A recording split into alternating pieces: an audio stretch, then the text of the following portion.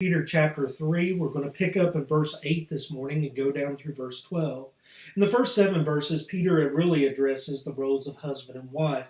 But really, he's talking about spiritual maturity, and the context is marriage. And he talks about how it's going to be reflected in the husband and wife relationship.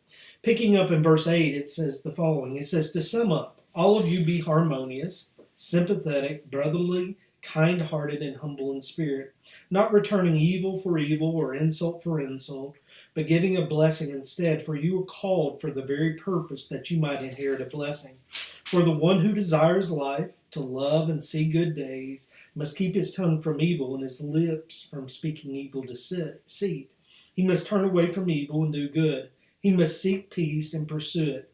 For the eyes of the Lord are toward the righteous, and his ears attend to their prayers. But the face of the Lord is against those who do evil. Mark, what do you see in the text? Well, as you start looking at all the instructions that are given there, the motivation, there are several motivations. One motivation is it's just the right way to live. But the motivation that's given in verse 12 is a really strong and powerful one. There are a lot of actions we can hide from other people. You may do things and your boss will never see it. You may do things and your parents will never see it. But there's one who sees everything. The eyes of the Lord are on the righteous, but it's also on the evil. For those who are doing evil, they will answer for what they do one day. For those of us who are striving to be righteous, and I hope that's us, we can know that God's going to reward us one day. The temptations we put aside, the right that we do, the challenges that we face, and we keep our faith and confidence in God, God sees that, and God will reward those who are faithful. A good point. I want us to look at verses 8 and 9 again. As we continue to grow in Christ and mature, the fact of the matter is we're all going to spill our milk. We're going to say things we shouldn't say. We're going to do things that we shouldn't do.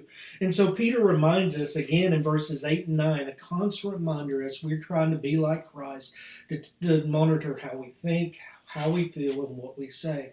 We need those reminders. And we need those reminders over and over again about how we treat other people and how we interact with others. And so Peter reminds us, he says, finally, to sum it all up, be harmonious, be sympathetic, be brotherly, be kind-hearted, and humble in spirit. It matters how we act, and we need those reminders day by day. So thank you for joining us today as we looked at this section of 1 Peter chapter 3. If you have any thoughts on this paragraph, please let us know in the comments below. If you have questions, you have insights, we'd love to hear from you. Join us tomorrow as we pick up in verse 13 and go the rest of the way through 1 Peter 3.